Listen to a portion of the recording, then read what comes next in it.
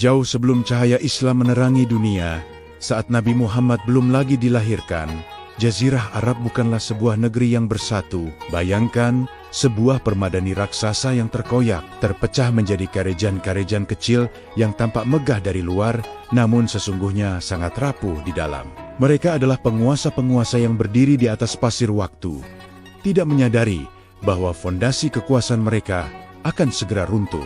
Di ujung selatan Jazirah, di tanah Yaman yang pernah subur dan makmur, berdirilah sebuah kerajaan yang legendaris. Disinilah letak bendungan Marib yang agung, sebuah keajaiban teknik kuno yang menjadi sumber kehidupan dan kemakmuran mereka. Para penguasanya menyandang gelar perkasa seperti Tuba dan Zu Nuwas. Di antara mereka, ada yang hatinya tersentuh oleh iman kepada Allah, namun ada pula yang keras menentang kebenaran. Sejarah kelam mencatat kekejaman salah satu dari mereka, Zu Nuwas, yang menyiksa kaum beriman dengan melemparkan mereka ke dalam parit api yang menyala-nyala. Sebuah peristiwa tragis yang diabadikan oleh Al-Quran sebagai kisah Ashabul Ukhdud. Namun, kebesaran Yaman tidaklah abadi. Kesombongan dan pembangkangan kepada Sang Pencipta akhirnya mendatangkan murkanya. Bendungan Marib yang menjadi sumber kebanggaan mereka jebol, menenggelamkan peradaban mereka dalam air bah yang dahsyat. Menjadi pelajaran abadi tentang betapa rapuhnya kekuasaan yang dibangun di atas kezaliman. Mari kita bergeser ke utara, menuju wilayah yang kini kita kenal sebagai Irak. Di sana, berdiri kerajaan Hirah yang megah, dipimpin oleh Raja Raga dari dinasti Lakham. Mereka adalah sekutu setia kekaisaran Persia yang adidaya. Istana mereka berkilauan dilapisi emas, pesta pora dan kemewahan menjadi pemandangan sehari-hari. Namun, di balik semua kemegahan duniawi itu, hati mereka hampa, kosong dari cahaya iman. Mereka tak lebih dari sekadar pion, tangan kotor bagi Kisra, penguasa Persia, yang digunakan untuk menindas dan menekan suku-suku Arab yang lebih lemah di Jazirah. Kekuatan mereka bukanlah milik mereka sendiri, melainkan pinjaman dari kekaisaran lain yang pada akhirnya juga akan sirna ditelan zaman. Sekarang, kita palingkan pandangan ke arah barat, menuju Syam. Di sini, di bawah bayang-bayang kekaisaran Romawi Timur, berdiri Imarah Ghassan. Para pemimpinnya memeluk agama Nasrani dan menjadi sekutu setia Kaisar Bizantium.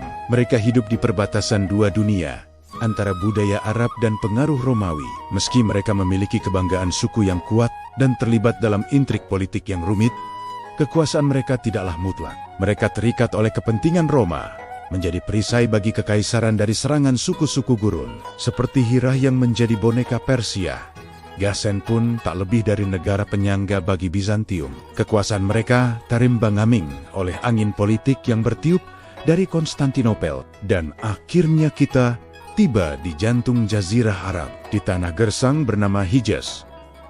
Disinilah letak kota Makkah dan Ka'bah yang suci.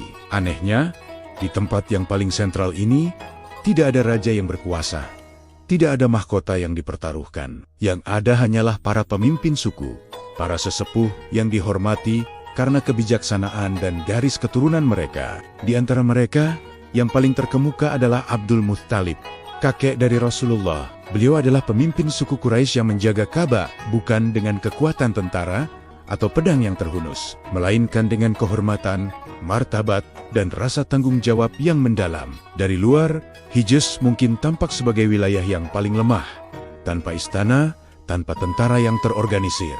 Namun, justru di tanah yang sepi dari hiruk-pikuk kekuasaan duniawi inilah, Allah Subhanahu wa Ta'ala sedang menyiapkan sebuah rencana agung. Dari sinilah, Dia akan membangkitkan seorang pemimpin yang bukan raja, melainkan seorang rasul.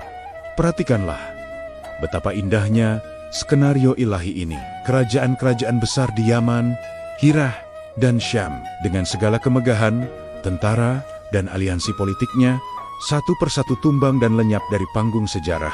Kekuasaan mereka terbukti fana. Namun, di tengah padang pasir Hijaz yang tanpa singgasana, Allah justru menanam benih kekuasaan yang sejati. Bukan kekuasaan yang diukur dengan luas wilayah atau tumpukan emas, melainkan kekuasaan yang berakar di dalam hati dan akidah. Ketika bangsa-bangsa lain sibuk memperebutkan mahkota yang terbuat dari logam mulia, Allah sedang mempersiapkan seorang anak yatim piatu yang kelak akan menaklukkan hati jutaan manusia. dan membangun peradaban agung tanpa memerlukan istana yang megah. Inilah hikmah yang bisa kita petik dari lembaran sejarah yang telah lalu, bahwa kekuasaan sejati tidak terletak di tangan yang menggenggam pedang atau tongkat kerajaan, melainkan bersemayam di dalam hati yang tunduk dan patuh sepenuhnya kepada Allah. Dari reruntuhan kerajaan-kerajaan manusia yang sombong, lahirlah sebuah risalah abadi yang sanggup menundukkan para raja dan rakyat jelata hanya dengan satu kalimat agung, La ilaha illallah Muhammadur Rasulullah. Tiada Tuhan selain Allah, dan Muhammad adalah utusan Allah. Terima kasih telah menyimak hingga akhir. Jika Anda merasa video ini bermanfaat, jangan lupa untuk menekan tombol suka, bagikan kepada teman dan keluarga, serta subscribe channel ini agar kita bisa terus belajar bersama. Sampai jumpa di video selanjutnya.